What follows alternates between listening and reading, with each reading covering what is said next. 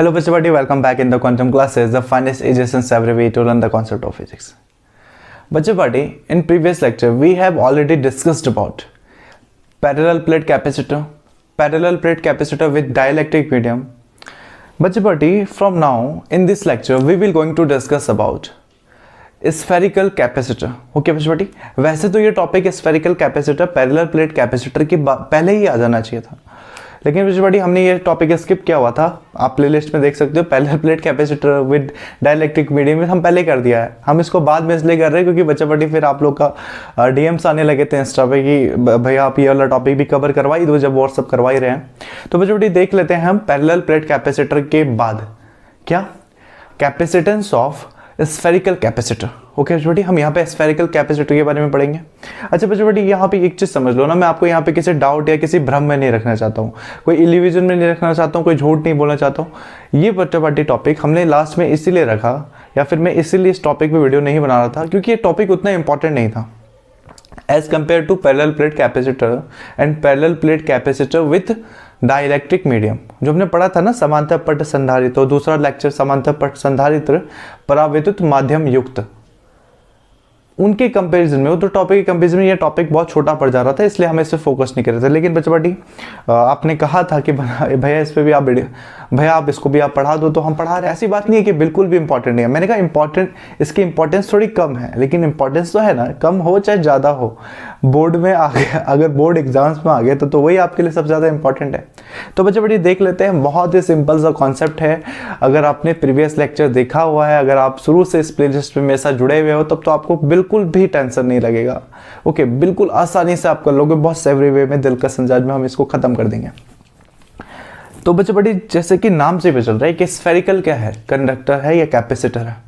पहले इसको कोई कंडक्टर एज्यूम करते हैं, कोई कंडक्टर है, कैपेसिटर तो बाद में पड़ता है. जैसे आप देख सकते हो बच्चों, आपको यहाँ पे कोसेंट्रिक दो स्फेयर मिल रहे हैं, या फिर आप उसको सर्कल बोल लो, ठीक है, बोर्ड पे तो आप सर्कल बोल लो, इसे कोसेंट्रिक है.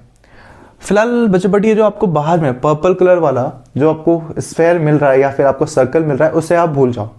हम फिलहाल इस ब्लैक वाले पे फोकस करते हैं, जिसकी रेडियस कितनी मानी है बच्चों, हमने R1 मानी हुई है. ओके, तो R1 रेडियस का कोई एक सर्कल है या स्फेयर है जो कि क्या चार्ज है, चार्ज, ठीक है. तो हम यहाँ पे इसको, अगर सिर्फ एक अंदर से ब्लैक वाला कंडक्टर होता, जो अंदर ब्लैक वाला कंडक्टर अगर सिर्फ होता स्फेयर शेप में, देन हम इसको सिर्फ कंडक्टर बोलते हैं. ओके, लेकिन अगर इस कंडक्टर के बाहर भी, एक कंडक्टर आ गया, देन अब हम इसे बच्चा कैपेसिटर बोलेंगे, क्योंकि ये दो प्लेट्स बन गए, दो स्फेरिकल प्लेट्स बन गए. क्या कहना चाहते हैं बच्चा सपोज कि जो पहला वाला ब्लैक वाला आपका जो स्फेयर है या सर्कल है, अच्छा स्फेयर और सर्कल क्यों कह रहा हूँ, बोर्ड पे तो सर्कल ही है ना, एक्चुअल में वो स्फेयर है, बोर्ड पे हम इसको सर्कल के रूप में दे रहे हैं. इस पे चार्ज है बच्चा, हम इसको चार्ज दे रहे हैं. कितना चार्ज दे रहे हैं हम इसको, पॉजिटिव चार्ज दे रहे हैं. एंड बच्चा हमें पता है कोई भी कंडक्टर हो, अगर उस पर चार्ज दिया जाए तो चार्ज उसके बाहर सरफेस पे फैल जाता है, डिस्ट्रीब्यूट हो जाता है, अंदर नहीं सरफेस पे चला जाता है. वैसे बच्चों हमने इसको चार्ज दिया और चार्ज इसके सरफेस पे फैल गया, ऐसा पॉजिटिव चार्ज दिया, ठीक है, ये ऐसे इसके चार्ज यहाँ पे सरफेस पे डिस्ट्रीब्यूट हो गया. Okay, got it. देन बच्चा हमने क्योंकि कहा कि इसके कोसेंट्रिक है, इसके बाद एक और स्फेयर है, तो बच्चा इंडक्शन की वजह से, प्रेरण की वजह से, अगर ये पॉजिटिवली चार्ज है तो इसके बाहर वाला स्फेयर ऑटोमेटिकली क्या चार्ज हो जाएगा, नेगेटिवली चार्ज हो जाएगा. ठीक है, जितना पॉजिटिवली चार्ज ये बाहर अंदर से था, जितना पॉजिटिवली चार्ज स्फेयर ब्लैक वाला स्फेयर वो अंदर से था, उतने ही नेगेटिवली चार्ज वो बाहर से हो जाएगा. ओके, किसके वजह से, इंडक्शन की वजह से. गॉट इट बच्चा. अब हम समझते हैं कैपेसिटेंस कैसे निकालना है. बिल्कुल भी रटने की जरूरत नहीं है बच्चा.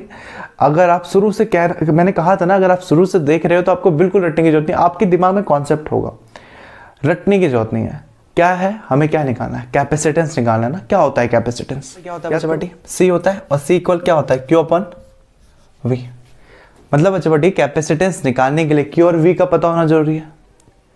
और V कैसे निकालेंगे बच्चा, V क्या है, पोटेंशियल. तो किसी स्फेयर का पोटेंशियल क्या होगा, या फिर पोटेंशियल क्या होता है बच्चा, हमें ये भी पता है. V इक्वल कितना होता है, 1/4πε0 Q अपॉन R। Q मतलब चार्ज और R डिस्टेंस। तो बच्चों बेटी सिंपल ये काम करना है।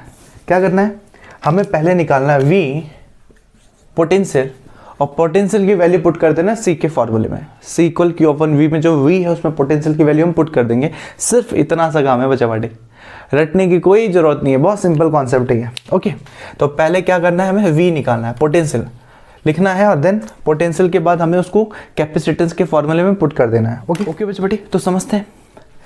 तो क्या होगा पोटेंशियल यहाँ पे, अच्छा यहाँ पे क्या है, आपको कोसेंट्रिक स्फेयर है ना, दो स्फेयर है इसमें, एक पे पॉजिटिवली चार्ज एक में नेगेटिवली चार्ज, तो दोनों के लिए आपका इलेक्ट्रिक पोटेंशियल अलग अलग होगा। ठीक है, पॉजिटिवली चार्ज के लिए हम इलेक्ट्रिक पोटेंशियल देखेंगे, फिर नेगेटिवली चार्ज के लिए इलेक्ट्रिक पोटेंशियल देखेंगे। लिख लेते हैं बच्चा बेटी हम टोटल इलेक्ट्रिक, शॉर्ट में लिख देता हूँ इलेक्ट्रिक, और ये हो गया पोटेंशियल। टोटल इलेक्ट्रिक पोटेंशियल बच्चा बेटी कितना मान लेते हैं हम, टोटल इलेक्ट्रिक पोटेंशियल मान लो V है, V ओके, प्लस चार्ज की वजह से जो ये प्लस चार्ज वाले स्फेयर की वजह से जो पोटेंशियल है इसको मान लेते हैं V1 है, माइनस चार्ज वाले स्फेयर की वजह से जो पोटेंशियल इसको V2 मान लेते हैं। देन वैल्यू पुट करते हैं बच्चा बेटी, हमें पता है पोटेंशियल का फॉर्मूला क्या होता है किस स्फेयर के लिए,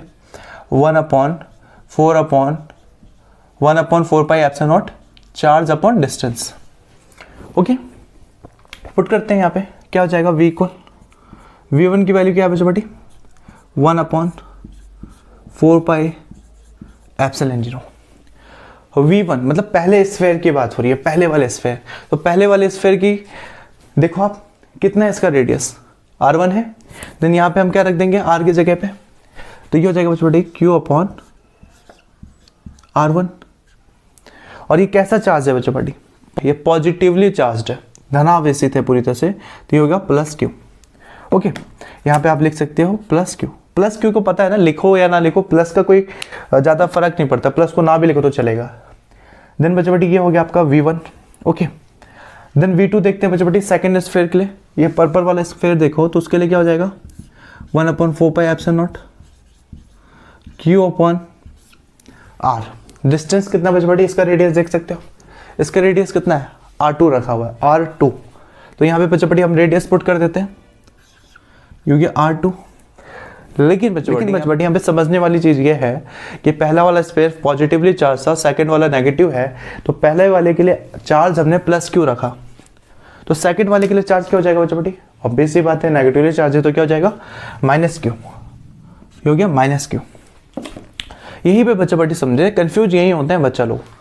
अगर ये माइनस है और यह प्लस है, तो इस माइनस को अगर बाहर लाएंगे तो इस प्लस का क्या हो जाएगा, ये माइनस को उठा के अगर हम बाहर लाए तो ये प्लस भी माइनस में चेंज हो जाएगा। ओके, देन इसके बीच चार्ज कितना रह गया, माइनस। ठीक है, माइनस हो गया। जब बच्चे बेटे हम देखते हैं कितना हो गया टोटल पोटेंशियल, कॉमन टर्म्स को बाहर निकालो, कितना है 1/4πε0 कॉमन है यहाँ पे, और क्या बच्चे बेटे देखो दिख रहा है, Q भी तो है कॉमन, तो Q हमने बाहर निकाल लिया। अच्छा, ये 1/4πε0 को मैं सपोज बच्चा पार्टी ये 1 को हटा के सीधा Q का इंटू कर देता हूँ, Q/4πε0 कह देता हूँ। अंदर क्या रह गया, पहला R1, इधर से 1/4πε0 बाहर है, Q बाहर है, अंदर क्या रह गया बच्चा पार्टी 1/R2। और देन बच्चा पार्टी इनके बीच कैसा साइन है, माइनस का sign. Is it clear, simple है, बहुत सिंपल है। अब इसको सॉल्व करो नॉर्मली, क्या हो जाएगा अगर हम इसको सॉल्व करेंगे, देन ये हो जाएगा V इक्वल 1/1 नहीं है, Q है, Q/4πε0। देन बच्चे बेटी R2 के इधर लेके आओ, R1 को उधर लेके जाओ, माइनस R1, अपॉन में इंटू कर दो R1 इंटू R2। तो क्या निकल आया बच्चे बेटी हमारे यहाँ पे, पोटेंशियल निकल के आ गया। ये टोटल पोटेंशियल हमने यहाँ पे निकाल लिया, V की वैल्यू निकाल ली हमने यहाँ पे बच्चे बेटी। इसके बाद क्या कहा था हमने, C निकालना है, C निकालने के लिए Q अपन V का पता होना जरूरी है, V हमने निकाल लिया। अब पोटेंशियल के फॉर्मूले में इसका वैल्यू पुट करो, देन बच्चा बेटी हम लिख लेते हैं यहाँ पे। अच्छा, इसको हटा देते हैं, इलेक्ट्रिक पोटेंशियल कितना होता है, इलेक्ट्रिक कैपेसिटेंस कितना होता है, तो यहाँ पे लिख देते हैं इलेक्ट्रिक कैपेसिटेंस। इलेक्ट्रिक कैपेसिटेंस क्या होता है बच्चा बेटी, C। तो C इक्वल कितना होता है, Q अपॉन V, इतना होता है C equal Q upon V। V की वैल्यू पुट करो बच्चे बेटी, इस V की वैल्यू को उठाओ और यहां पर ले जाओ, हो गया। तो क्या हो जाएगा, देखो C इक्वल Q को एज इट इज रखो ऊपर, अच्छा V क्या हो गया बच्चे बेटी, देखो यहाँ पे ध्यान से, अच्छा ये ध्यान देना 1 नहीं है, ये Q है, Q। तो क्या हो गया, Q upon 4 pi epsilon 0, Q upon 4 pi epsilon 0। और क्या आएगा V की वजह पर, ये देखो R2 माइनस R1, तो ये हो गया ऊपर R2 माइनस R1 और नीचे क्या हो गया बच्चे बेटी, R1 R2, ओके। और ये आ गया C आपका ओके। तो देख रहे हो ना कितना सिंपल है C। और बच्चे बेटी हम क्या कर सकते हैं इसमें, C तो आ गया ना हमारा, और क्या कर सकते हैं, आपको दिख रहा है Q से Q कैंसिल हो गया। अगर Q से Q कैंसिल हो गया तो ये क्या हो जाएगा बच्चे बेटी, अगर Q से Q कैंसिल हो गया, यहाँ से Q को हटाओ और यहाँ से Q को हटाओ, क्या आ जाएगा इनकी जगह पे 1 और ये 1, क्योंकि Q से Q कैंसिल आउट हो चुके हैं। और देन क्या हो जाएगा बच्चे बेटी, जो टर्म अपॉन के भी अपॉन में होता है वो डायरेक्ट ऊपर चल जाता है, ये तो हमें पता है ना। तो 4 पाई एप्सिलॉन 0 और R1 R2 ये अपॉन के भी अपॉन में, ये पूरा टर्म अपॉन में है, लेकिन ये नीचे वाला term 4 pi epsilon 0 R1 R2 upon के भी अपॉन में है, इसलिए ये आ जाएगा ऊपर। वैल्यू पुट करो यहाँ पे, क्या हो जाएगा C इक्वल, ये 4 पाई एप्सिलॉन 0 R1 R2 को ऊपर लेके जाओ, तो ये हो गया 4 pi epsilon 0 R1 R2 upon नीचे क्या बचे, R2 माइनस R1, ये हो गया R2 माइनस R1, ओके। और ये हो गया बच्चा पार्टी हमारा कैपेसिटेंस, किसके लिए, स्फेरिकल कैपेसिटर के लिए, किसी स्फेरिकल कैपेसिटर के लिए कैपेसिटेंस। इज इट क्लियर बच्चा बेटी, सिंपल था, बस V निकालो, V1 के लिए फिर V2 के लिए, देन दोनों को प्लस कर दो, बीच में माइनस का साइन आएगा, देन उस हिसाब से ऐड कर दो, देन C की वैल्यू में पुट कर दो, V आपका निकल आएगा और देन बच्चा बेटी आपको फाइनली मिल जाएगा आपका final answer 4 pi epsilon 0 R1 R2 अपन R1 माइनस R2। अच्छा बच्चा बेटी यहाँ कंफ्यूज मत हो ना, A के टर्म्स में क्या आंसर आएगा, भी आपके पास बहुत सारे बुक्स में मैंने देखा है ना A और B के टर्म्स में है, तो A और B का मतलब कुछ नहीं है, मतलब R1 की जगह आप A पुट कर दो, यहाँ डिस्टेंस रेडियस सपोज R1 की जगह A मान लो, A स्मॉल A, और यहाँ पे B मान लो स्मॉल B, देन बच्चे बेटी आपका आंसर इसी फॉर्म में आएगा, ठीक है। बहुत सारी बुक में ऐसे आपको सपोज मिल सकता है, ये मिल जाएगा 4 पाई एप्सिलॉन 0, R1 की जगह होगा A1 और R2 की जगह होगा A2, और देन ये नीचे हो जाएगा बच्चा बेटी A2 माइनस A1, और ये हो जाएगा किसकी वैल्यू, C की वैल्यू। वही बात है बच्चा, एक ही चीज है बच्चा बेटी, देखें R1 R2, इसमें कोई कंफ्यूज होने का चीज नहीं है। अच्छा अगर एग्जामिनर सपोज आपको ऐसा पूछ दे कि इन दोनों के बीच कोई डाइइलेक्ट्रिक मीडियम भरा हुआ है, जैसे कि आप सपोज कॉटन भरा हुआ है इन दोनों के बीच, ये दो स्फेयर कोसेंट्रिक स्फेयर है, इनके बीच में कॉटन भरा हुआ है। अभी के केस में, नॉर्मली केस में तो हमने इसको वैक्यूम लेके चले या फिर एयर लेके चले, ठीक है, तो हमने नॉर्मली ऐसे सॉल्व कर लिया। अगर बीच में कोई डाइइलेक्ट्रिक मीडियम आ जाए बच्चा पार्टी, पूरी तरह से भरा हुआ या बीच में पूरी तरह से कॉटन भर जाए, तब क्या करेंगे। ऐसा अगर सपोज एग्जाम में पूछ दे, अगर नहीं पूछ रहा है, अगर डाइइलेक्ट्रिक मीडियम की बात नहीं कर रहा है, तो आपको ये करना है। और सपोज डाइइलेक्ट्रिक मीडियम की बात कर दे तो आपको क्या करना है बच्चा बेटी, सिंपल सा है, आप यहाँ पे लिख सकते हो, यहाँ पे आप लिख सकते हो फॉर एनी डाइइलेक्ट्रिक, अच्छा डाइइलेक्ट्रिक मीडियम को बच्चे बेटी हिंदी में कहते हैं परावैद्युत माध्यम, ठीक है।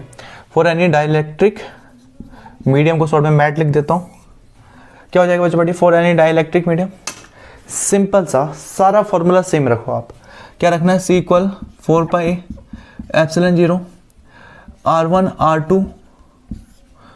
R2 माइनस R1, सब कुछ सेम रखो बच्चे बेटी, और देन लास्ट में आप बस एक चीज ऐड कर दो, यहाँ पे क्या ऐड करना है, डाइइलेक्ट्रिक मीडियम को किस चीज से दिखाते हैं, एप्सिलॉन R से दिखाते हैं, किसी किसी बुक में कैपिटल K से दिखाते हैं, यहाँ पे बच्चे बेटी आप वो डाइइलेक्ट्रिक मीडियम रख दो एप्सिलॉन R।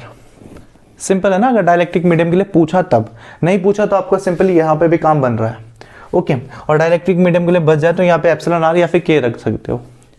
तो बच्चे बेटी ये था capacitance of any spherical capacitor.